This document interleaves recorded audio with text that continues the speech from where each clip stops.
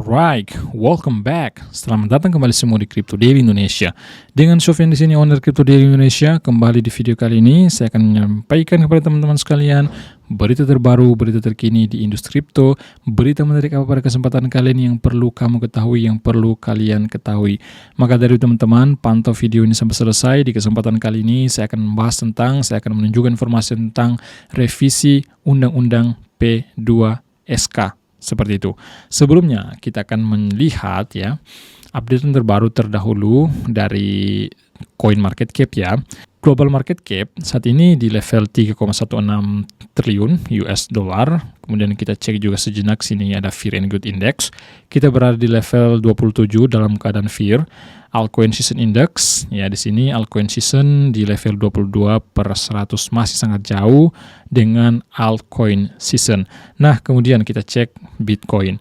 Bitcoin berada di level 92.900-an ya, bermain di 93.000 dan bahkan di beberapa jam yang lalu di level 94.000 US dollar per Bitcoinnya. Datar saja ya sideways di sini dalam 24 jam.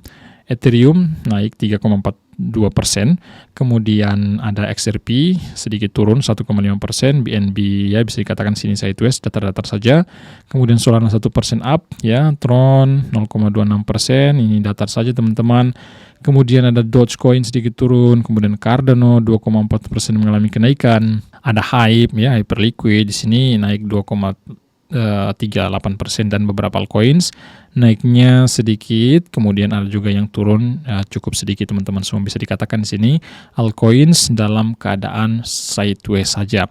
Baik teman-teman semua, tanpa berlama-lama di kesempatan kali ini saya akan membahas apa? Saya akan tunjukkan apa? Saya akan tunjukkan berita terbaru. Nah, di sini saya tunjukkan dari info dari Koinvestasi.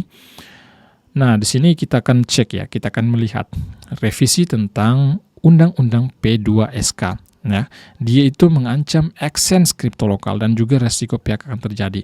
Revisi Undang-Undang P2SK ancam exchange kripto lokal, resiko PHK mengintai.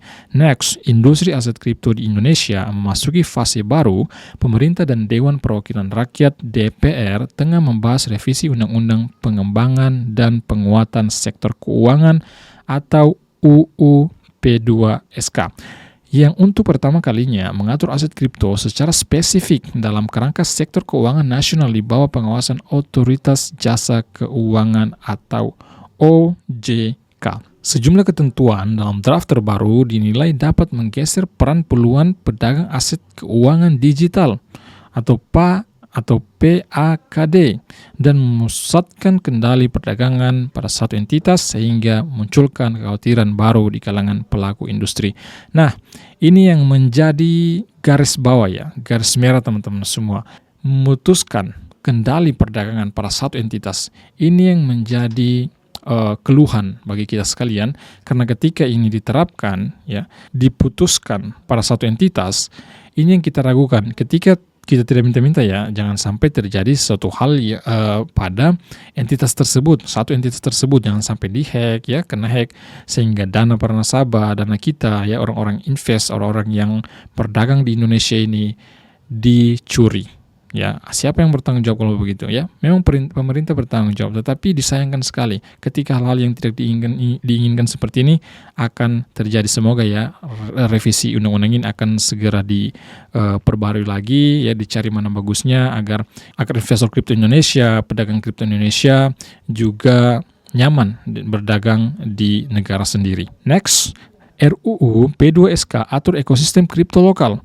Draft revisi memperkenalkan istilah Lembaga Jasa Keuangan Aset Kripto (LJK Aset Kripto), yakni lembaga yang menjalankan kegiatan sektor keuangan digital terkait aset kripto. Dengan ketentuan ini, aset kripto secara resmi ditempatkan sebagai bagian dari inovasi teknologi sektor keuangan ITSK yang berada di bawah pengawasan OJK.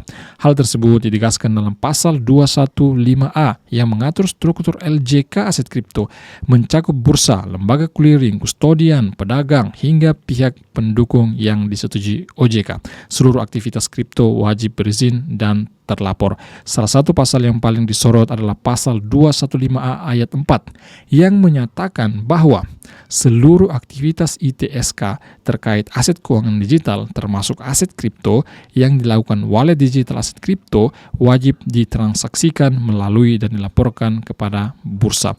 Artinya, setiap transaksi aset kripto wajib dilakukan lewat bursa resmi atau setidaknya dilaporkan ke bursa tersebut. Praktik perdagangan di luar bursa yang diawasi tidak lagi diperbolehkan kecuali tetap dicatatkan ke bursa. Baik teman-teman sekalian, terlepas daripada ini semua, kemudian ya dari CNBC Indonesia mendatangkan salah satu CEO, co-founder dari exchange lokal Indonesia yaitu Exchange Thrift, Gabriel Ray. Dia memberi pandangannya di sana ya terkait revisi ini. Baik teman-teman sekalian, langsung saya tunjukkan kepada Anda ya bagaimana pandangan dari Gabriel Ray. Langsung kita cek videonya. Kita masuk dalam terkait revisi Undang-Undang P2S. Ini kalau misalkan kita lihat ya, kita baca sekali lagi pasal 215C ayat 9 mewajibkan bursa kripto memilih atau mengendalikan sistem perdagangan aset digital. Seberapa besar perubahan struktur bisnis yang perlu dilakukan oleh pelaku seperti thrift, pelaku industri seperti itu? Saya rasa bakal sangat besar. Pertama yang pasti bakal ada PHK di semua exchange. Karena saat ini kan exchange seperti thrift, seperti teman-teman saya yang lain, semua beroperasi secara mandiri kan. Kita mengelola sistem kita sendiri, kita mengelola order book sendiri. Dan kalau ini terpusat di satu titik, dikuasai oleh satu bursa, maka saya yakin terjadi gelombang PHK di semua exchange. Ini pertama. Kemudian kedua yang terjadi otomatis yang saya khawatirkan adalah mengenai investor lokal kita. Karena saat ini setiap pedagang itu mempunyai harga yang berbeda-beda. Jadi seperti banyak kalau beli baju di sebuah marketplace kan ada merek ini harganya berbeda-beda ya kan. Ataupun ada merek yang sama harganya juga bisa berbeda-beda. Nah, kalau ini dihilangkan, maka peluang para investor untuk melakukan arbitrase atau untuk melakukan perdagangan ini akan semakin mengecil. Dan kalau kita mencontoh yang sudah terjadi di luar, ini nggak pernah dilakukan dan tidak boleh dilakukan. Artinya secara bebas ya kalau di luar ya? Iya, justru itu sangat berbahaya untuk dilakukan. Kenapa? Karena yang ketiga, ini akan menjadi single point of failure.